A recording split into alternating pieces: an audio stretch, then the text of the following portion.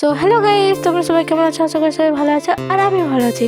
তো আজকে বিকালে আমি বসেই ছিলাম, তো ভাবছিলাম কী করব। তো তখনই মা বললো যে আমাদের বাড়ির পাশে মা সরস্বতীর প্রতিমা তৈরি হচ্ছে, তো সেখানে চলো দেখে আসি মা সরস্বতীর প্রতিমাগুলো কেমন বানাচ্ছে।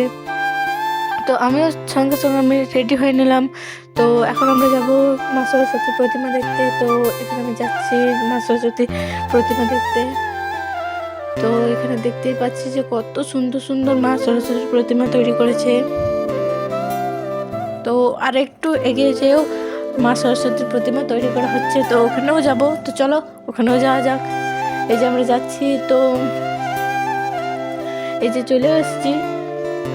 তো এখানেও দেখছি খুব সুন্দর সুন্দরভাবে মা সরস্বতীর প্রতিমাগুলো তৈরি করছে। তো এখানে আমার বড় তৈরি করছে, তোমাদেরকে তো বলাই হয়নি যে প্রতিমাগুলোকে তৈরি করছে। তো দেখতেই পাচ্ছ কত সুন্দরভাবে তৈরি করছে। আর এইদিকেও দেখো কত সুন্দর সুন্দরভাবে তৈরি করা হয়েছে।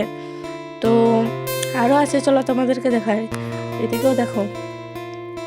তো প্রতিমাগুলো কেমন হয়েছে প্লিজ কমেন্ট করে জানিও আর লাইকও করে দিও। তো অনেকটাই সন্ধ্যা হয়ে গেছে, এখন আমাকে যেতে হবে বাড়ি। তো এখন আমি বাড়ি যাই, আর নেক্সট পার্টে তোমাদেরকে দেখাবো কিভাবে চক্ষুদান করছে আর কালার করছে।